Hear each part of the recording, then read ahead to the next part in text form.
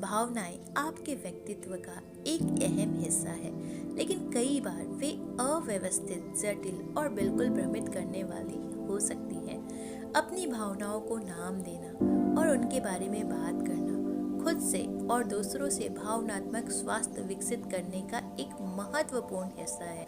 लोग आमतौर पर खुश, शांत और अच्छा महसूस करना पसंद करते हैं। आप इन भावनाओं को मुस्कुराकर, हंसकर या खुद को खुश करके व्यक्त कर सकते हैं। आपको आनंद तब महसूस हो सकता है जब आप उन लोगों के करीब और जुड़ाव महसूस करते हैं जिनकी आप परवाह करते हैं। आप सुरक्षित एवं संरक्षित महसूस करते हैं।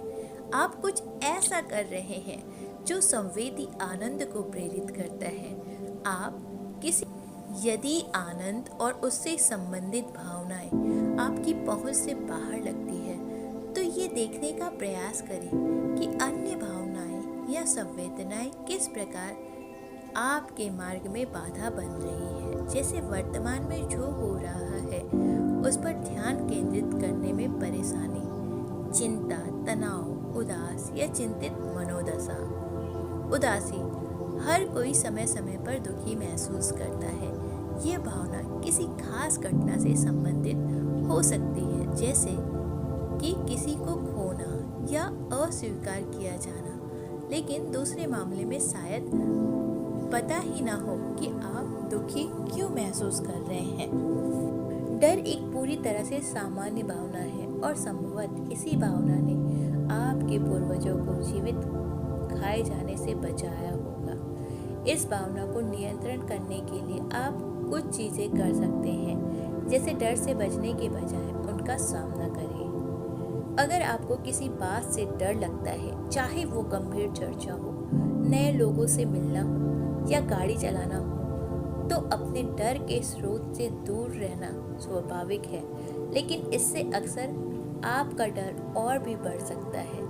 इसके बजाय अपने डर का सुरक्षित तरीके से सामना करने की कोशिश करें। अपने डर से खुद को विचलित करें।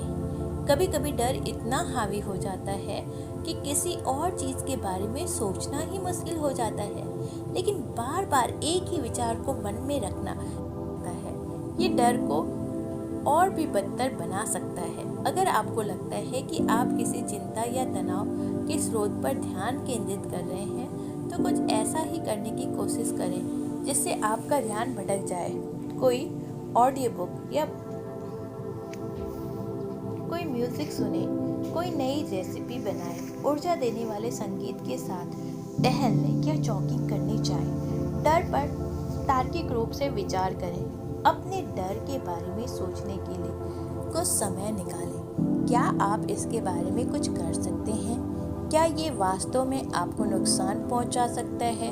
अगर आपका डर सच हो जाए तो सबसे बुरी चीज़ क्या हो सकती है? ऐसी स्थिति में आप क्या करोगे? ये जानना कि आप अपने डर से कैसे निपटेंगे आपको कम डर महसूस करने में मदद कर सकता है।